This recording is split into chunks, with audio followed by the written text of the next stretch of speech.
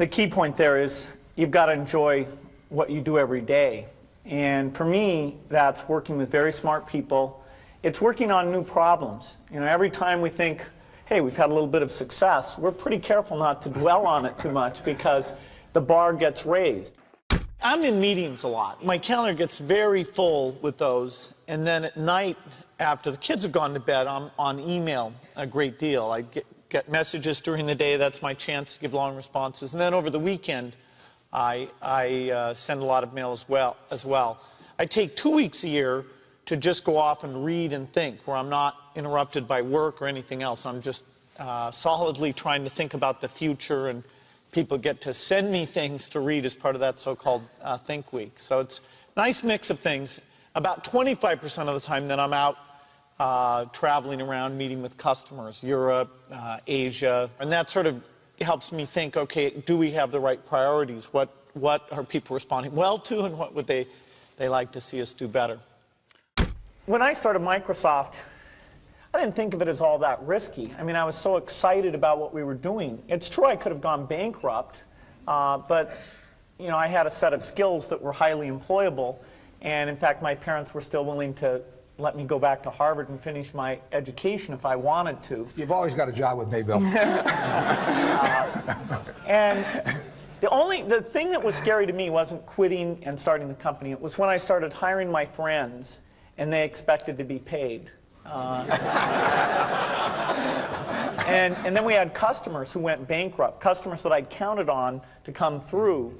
And so then I got this incredibly conservative approach that I wanted to have enough money in the bank to pay a year's worth of payroll, even if we didn't get any payments coming in. And you know, I'm almost true to that the whole time. We have about 10 billion now, which is pretty much enough for the next year.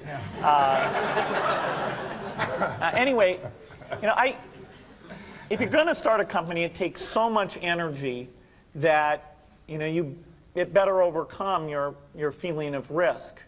I don't think that you necessarily, if you're going to start a company, should do it at the start of your career. I think there's a lot to be said for working for a company, learning how they do things. You know, if you're young, it's hard to go lease premises. They made that hard for me. You couldn't rent a car when you were under 25 at the time, so I was always taking taxis to go see customers. And the people would, you know, people would say, well, we're going to go have a discussion in the bar. Well, I couldn't go to the bar.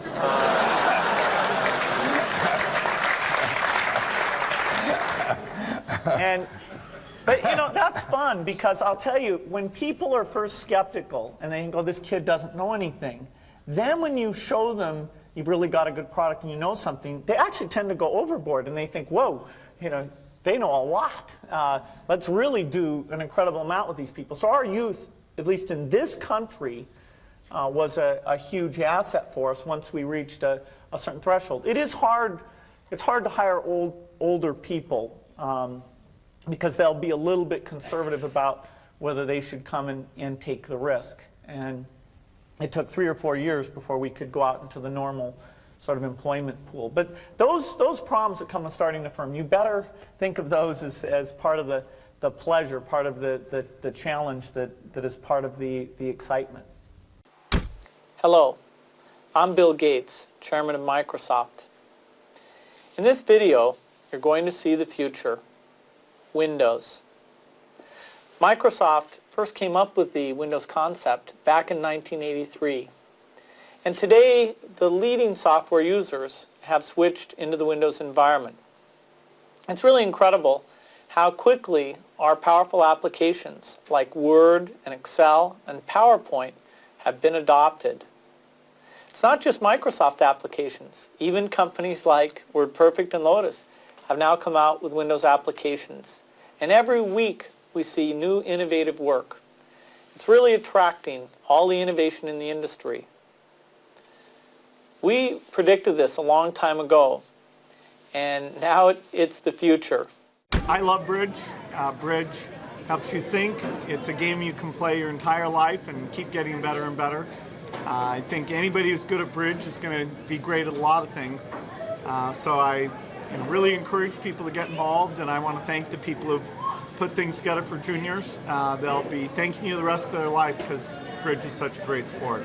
I had one habit that I developed when I was at college that was actually a very bad habit, which was I like to show people that I didn't do any work and that I didn't go to classes and I didn't care. And then at the very last minute, like 2 days before the test, I'd get serious about it. And people thought that was funny. You know, that was my positioning, the guy who did nothing until the last minute. Then when I went into business, that was a really bad habit. And it took me a couple of years to get over that. Nobody praised me because I would do things at the last minute, and I tried to reverse to students I'd actually, I didn't think that highly of, who were always organized and had things done on time. I'm still working on it, but procrastination is not a good habit. Bill can change clothes in the car. My best business decisions really have to do with picking people. You know, deciding to go into partnership with Paul Allen is probably at the top of the list. And then subsequently hiring a friend, Steve Ballmer. And having somebody who you totally trust, who's totally committed, who shares your vision and yet has a little bit different set of skills, and also acts as a check on you. You know, some of the ideas you come up with, you run by them because you know they're going to say, hey, wait a minute.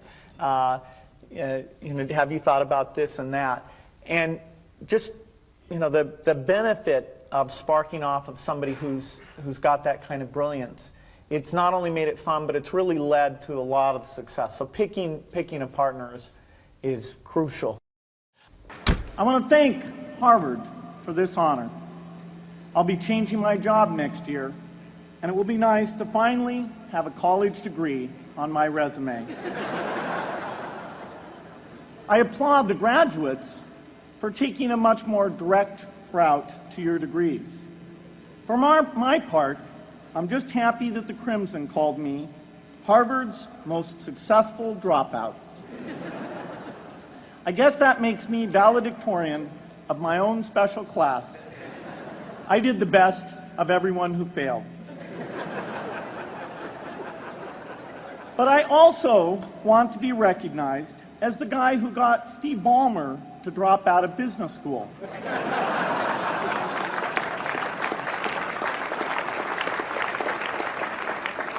I'm a bad influence. That's why I was invited to speak at your graduation. If I'd spoken at your orientation, fewer of you might be here today.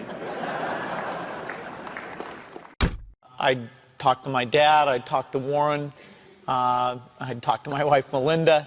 So I have enough people that know me and actually know where my judgment isn't its strongest, where I might get overexcited about something or, you know, forget to think about something. And so they're good at correcting, particularly Melinda, good at correcting whatever those blind spots are. And I think it's good to encourage your friends and advisors to really give them that license. You know, I can go to a party and forget to say hello to various people or something. That's a very minor example of my blind spots. Not to the hostess. Well, Melinda would help me do that. Yeah, she would, so, yeah. So, you know, a small number of people that you can turn to on certain key things is a great asset.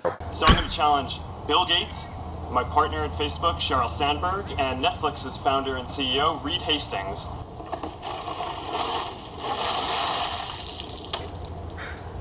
I'm glad to give to ALS. It's a great cause, but I want to accept this challenge. I want to do it better than it's been done. Been working on this, you know, got this design. There we go. Yeah. It's going to be great.